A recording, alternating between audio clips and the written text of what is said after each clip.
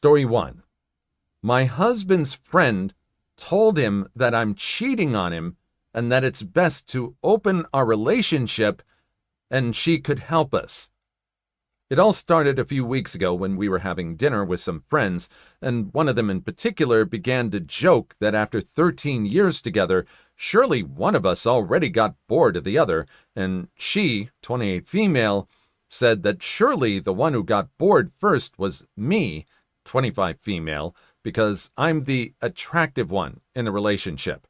And I know that it affected my husband, 28 male, because that night he joked that he was lucky that I paid attention to him, and I thought at that moment that he would just forget about it. But he didn't. He started asking me all the time if I love him, if I'm happy with him, if I would change something about our relationship and things like that. And yesterday, while we were talking about it, I told him that I would not change him for anything or anyone. And he started crying, which was really weird because he rarely cries. And I didn't like seeing him like this, so I spoke with his sister, with whom he's really close. She told me that for weeks, one of our friends has been telling him that he should prepare for the day that I cheat on him or leave him. And she also told him that she thinks I'm already seeing someone else, that if he wants it to be less painful for him, it's best to open the relationship.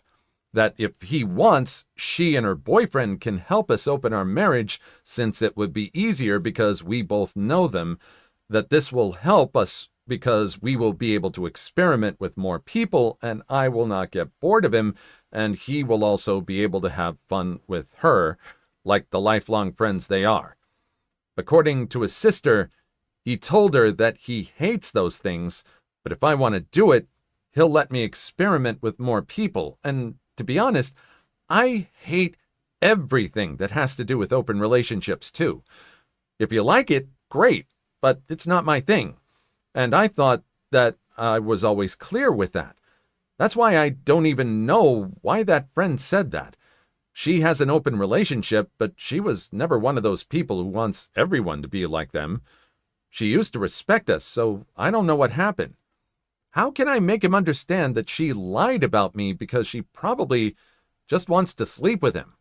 Oh, absolutely predatory behavior. You just need a conversation. Maybe, I don't know, it'd be kind of weird if the sister was supportive in a conversation like that. It's something where you just have to cut off contact with this person, because there's nothing wrong with open relationships, but this type of behavior is predatory. You don't force someone into a relationship they're not okay with. It's just bad. You just need to cut off contact. And it has to be some very deep conversations and some commitments. It sucks that this other person is putting your relationship in jeopardy. It's awful. I think you and your sister probably need to confront them. Maybe make them confess. Story 2. A deputy showed up at our door yesterday and attempted to arrest my wife only based on her name. The deputy knocked on my door. My wife answered. They asked her name, she told them, and they asked her to step outside. She declined because she wasn't wearing shoes.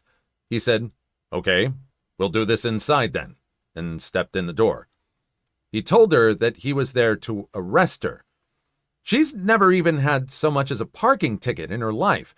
She protested that she had done nothing wrong and that she had a common name. Finally, they agreed to let her get her ID. After examining it, they went and looked up the birthday of their suspect and found that they were indeed different, so they left. I'm upset that this happened. If she had stepped outside, they would have likely arrested her on the spot. She didn't have her phone, and I would have no idea what happened to her. I would like to file whatever complaints I can, and ideally find the judge who signed the warrant and to complain how poorly the deputies did in trying to arrest the correct person. Any advice for the best next steps? All right, the typical not a lawyer, don't know where you live, can't make any advice that would be useful to you. But unfortunately, it seems to be the norm that if a cop comes to your door, don't step outside, and it just seems awful that even giving your name can get you in trouble because they're not getting all the paperwork right. I'm glad that nobody had to get bailed out, that there was no further interaction, and I'm sure some other people are going to have comments in there. What do you think? Story 3. Just sign this document that will dock you 11.5 hours. I'm a middle school teacher who speaks fluent Spanish, thanks to growing up in the West Valley. Go Suns! The fact that I'm bilingual has given me many opportunities, including one where teacher in charge of an English language learner, ELL, important acronym for later, program, gave me the opportunity to tutor students twice weekly, plus an additional 15 minutes per every hour worked as prep time. Okay, cool. So, Mondays and Fridays, I punch in 15 minutes before 2:20 during my 7th hour prep, then punch out at 3:30 when the kids leave. No problem, right? Wrong. At the end of the year, I get an email saying I'm being docked 11.5 hours that were punched in before the end of the day. I was livid. They claimed I'm getting double paid, but I looked through everything I signed off on and didn't remember seeing any restrictions on when I was to punch in for those hours. We met in the office, and the district representative had me sign this document, and she showed me the contract I signed. Nowhere did it specify when I was to punch in those hours, and I brought this to both people's attention who were present. But Federal Action Plan, FAP, office lady persisted. Just sign it. You can't get double paid. Enter malicious compliance. I signed quickly, this time using my middle name, which happens to be Frack This Hogwash. It read, "Oh, Frack This Hogwash P," and I happen to know the person at the district office, Dio Savior, who will be reviewing this paperwork, and know that she'll either ask me what's up or have me resign an obvious non-signature. Like clockwork, I get a phone call on my 7th hour prep from Dio Savior. She asked why I sign like this and why I'm being docked. I explain my working with the 2 new students who don't speak any English all year, and even teaching them both English all year. I explained that no one said anything all year, and that I'd have made the adjustment to get paid those hours the entire school year. She says, "Wait a minute. You were on your prep time, right? And you're bilingual? Do you have a certificate?" All answers were yes. My next paycheck was $3,500 more than my standard paycheck, coming out of the FAP lady's budget for federal action plans. I was very confused at first. It appears that I can punch in during my contract hours if it is on my scheduled prep. And because I have an ELL endorsement, I got this endorsement working with monolingual students in the West Valley, and my direct supervisor on campus doesn't, I get paid as an ELL teacher or ELL leader on campus, which is quite the stipend. So what was supposed to be a $345 deduction in pay for me turned out to be 10 times greater as a deduction from their department paid directly to me. So looks like FAP lady's right. I can't get double paid, but it looks like I can get double quintuple paid. Be careful what is going to happen.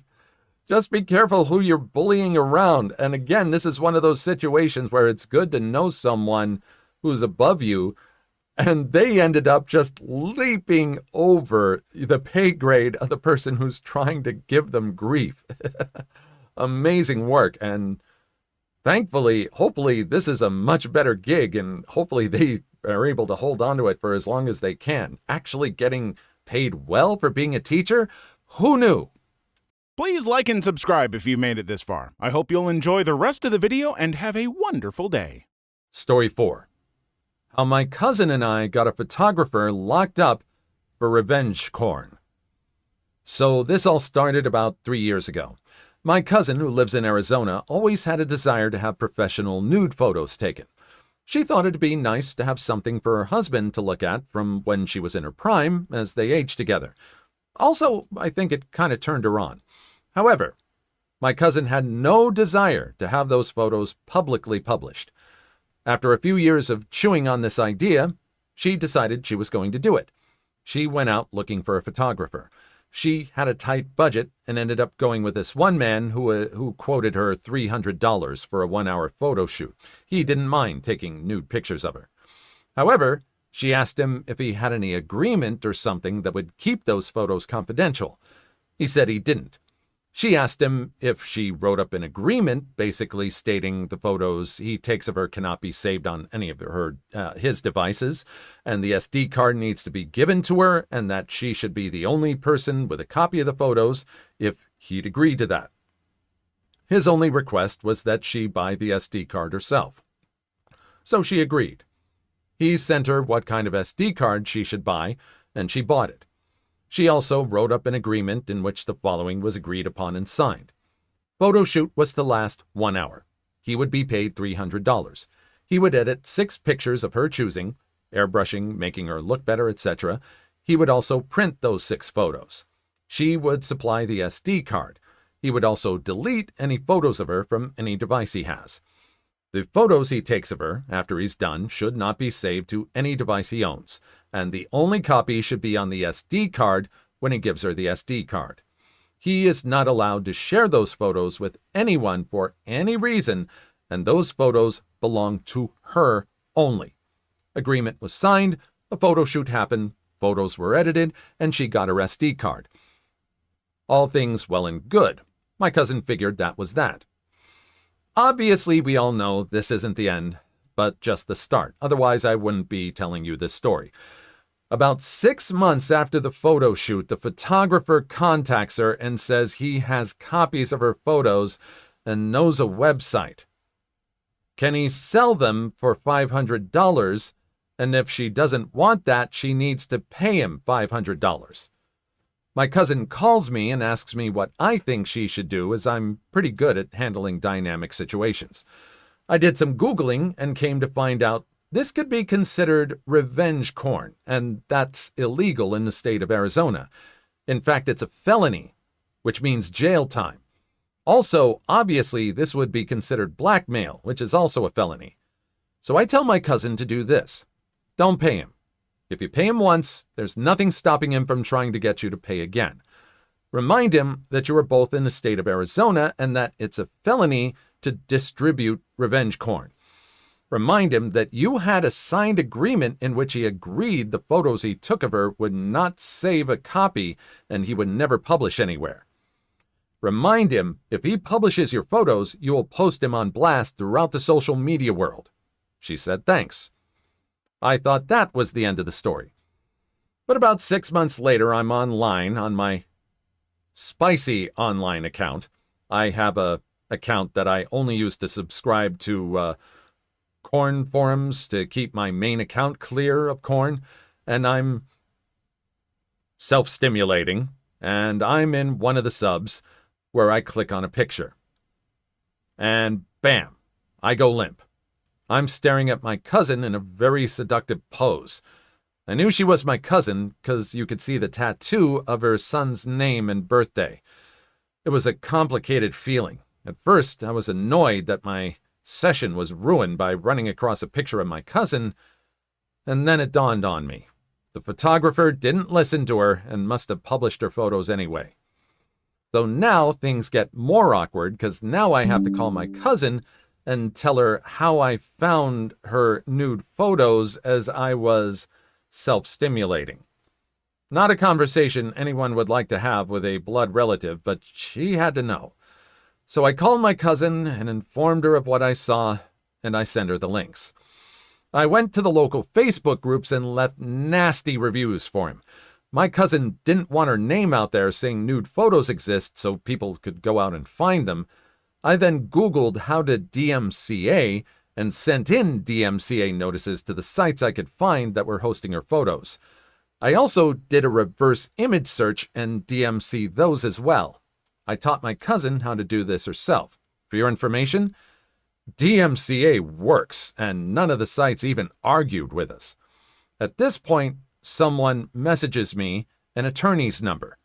They tell me this attorney was an advisor to the revenge corn law bill that Arizona passed, and that we should call this attorney. So I did. I explained the story to the attorney. I left out my self-stimulating bit as I didn't feel that was relevant. The attorney then explained to me because I wasn't the victim, he couldn't really do anything until the victim contacted him herself. So I went to my cousin, told her about this attorney, and how she should go speak to the attorney. Now, my cousin has a flaw in her personality. She's very quick to forgive. I tried my best to persuade her, but she said she felt the nasty reviews we left and spreading the news was enough. Another 6 months pass, and one day my cousin calls me again and says, "You wouldn't believe which son of a shrew emailed me." Being the quick thinker I am, the photographer, right? She said, "Yep." And I said, "So how much money is he asking for now?" She said he's asking for $10,000 to delete the photos as compensation to the damages we caused to his business. Apparently, people don't want to hire a photographer who publishes people's photographs that they paid him to take without their permission. I told her it was time to call the attorney. She agreed. Let's skip ahead a year. Apparently, said photographer had plenty of money to fight a legal battle. The long end of the story is that my cousin got him convicted for blackmail and revenge corn, plus successfully sued him and got a civil judgment for a hefty sum of money. He's currently serving 3 years in an Arizona state prison. Granted, after she got her civil judgment, he had basically sold everything he had trying to stay out of jail, so it's unlikely she will ever be able to collect.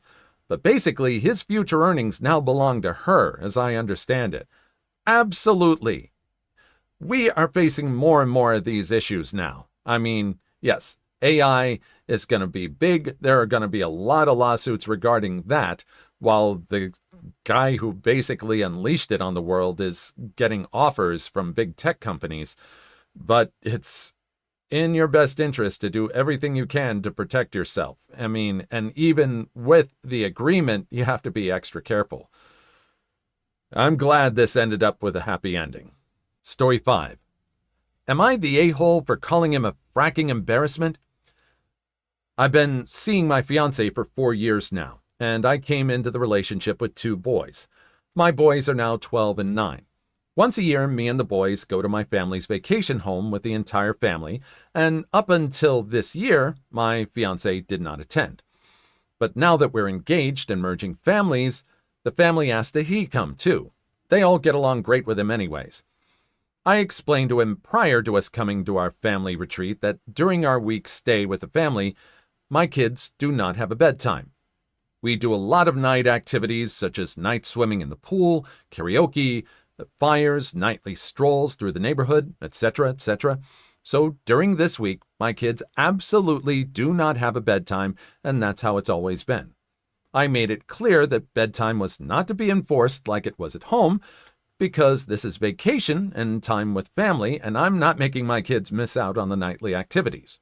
I also explained that due to this, some nights they're up until easily 11 or midnight. It's once a year, it's no big deal. So he was fully aware, and please note that this is the only time I've seen this side of him that I will mention below. We get here the first night, and you can tell he is already uncomfortable with the boys staying up past their bedtime. He was stressing out because the boys were still in the pool at 10 p.m., and he felt they should be in bed early. I reminded him at least twice that we were not enforcing a bedtime here, and he let it go the first night. The second night, 9 p.m. rolled around, and the boys were still up, and my fiancé was dropping comments like, "You're lucky you're even still awake right now. You should be in bed." So, saying it right in front of my mom, who looked mortified that he had such an attitude. I told him to cut the fracking bull in private. He tells me that he thinks it's fracked up and that it's going to be terrible trying to get them back on their schedule. Never been an issue in the years prior. I stood firm and told him to knock it off and let it go.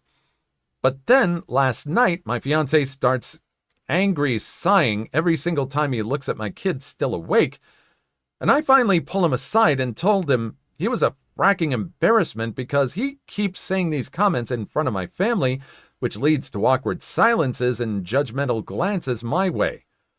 I warned him prior to coming here, and if he had an issue that he can't control for a week, then he needs to leave because he's ruining our trip with this passive-aggressive hogwash surrounding a bedtime. He told me I'm an a-hole for making him feel like garbage over wanting to keep the kids on a schedule because it's best for them. Am I the a-hole? No! Plenty of warnings. This has happened before. They have a tradition. I think it's a great tradition. Hey, it's a vacation. You get to stay up.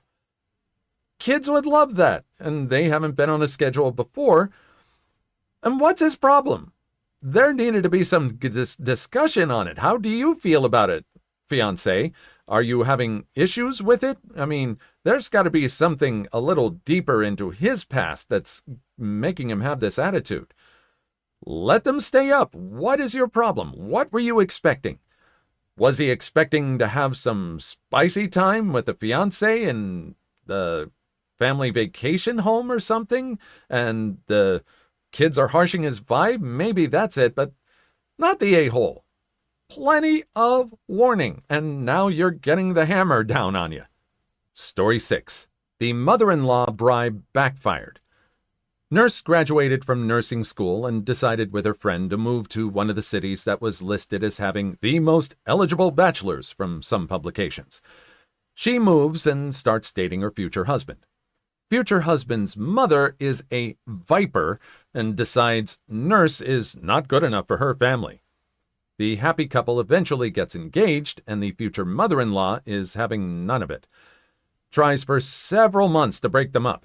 Tries to convince nurse to go back where she came from, and simultaneously tries to gently convince her precious son that nurse may not be good for him.